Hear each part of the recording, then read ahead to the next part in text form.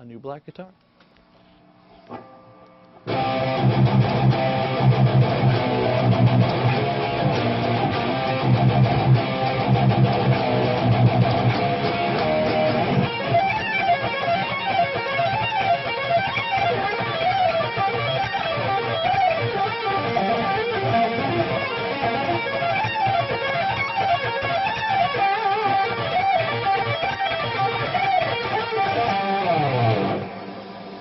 Mesa Boogie, best amp in the world, in my opinion, and a humble one at that. I'm using two together here. Dual rectifier for the low-end kind of chunky chunk metal stuff, and a stiletto for more filling in the mid-range. I've got the dual rectifier with EL34 tubes in it, and both of these heads are running through a Maxon OD808 distortion pedal, a little green bastard that tightens it up and compresses it in a way that I personally think is really cool. Okay, so here's the other part of the equation. I've got a big kind of 80s hair metal rack that I roll as well because I'm not one for subtlety. And what I basically do is I go into the rack, I split my guitar signal into three separate paths. One of them goes to the dual rectifier, the other one goes to the stiletto, and this third one goes to this GP100, which runs through this stereo graphic equalizer and then into this stereo power amp. The effects go to two separate cabinets so it doesn't interfere with the dry sound of the heads. The rest of the rack consists of a Furman power module, which is basically a glorified power bar, and that has a tuner consistently running to it. The JD7 splitter box, which if I didn't mention before is great because it has a ground lift and a phase reverse on each one of the channels, so it can avoid the nasty kind of noises that generally comes from splitting your signal up. For my more subtle effects, I've got this TC Electronics G-Force, which is more the reverbs and subtle echoes and choruses and all that sort of schmutz. And the last thing I got running is this GCX, which is like a version of like the Bob Bradshaw switching system, and it has a foot pedal that goes along with it. And that allows me to sort of change channels on all the heads and all the amps and do everything with one button as opposed to having to tap dance through a lot of pedals.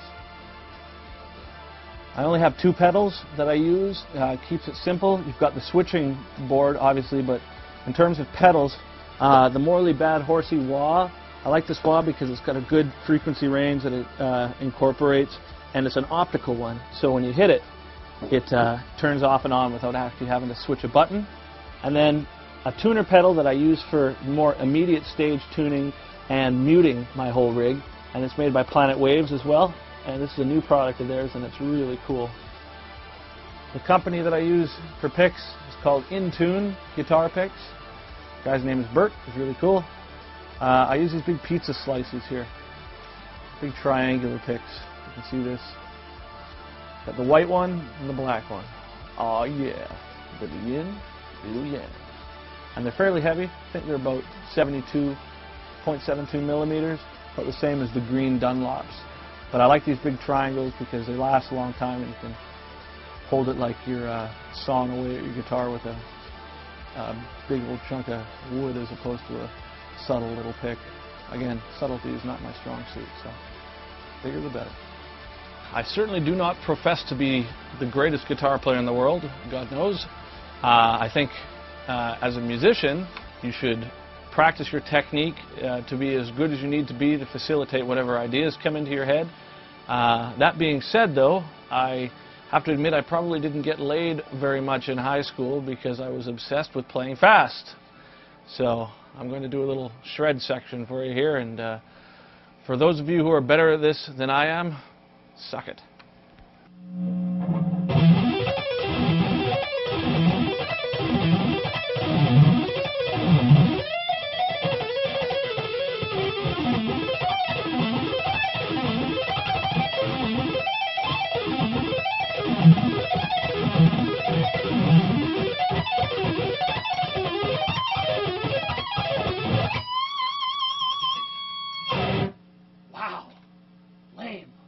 Okay, that sort of concludes this demonstration of what makes the guitar part of Heavy Devy Land tick. So I'd like to thank you very much for paying such close, rapt attention, as I'm sure you did. And until next time, this bald old bastard would like to thank D'Addario, Planet Waves, Mesa Boogie, ESP In Tune, as well as anybody else who happens to give me stuff. I'm a whore. Thank you very much. Have a good day. You know what?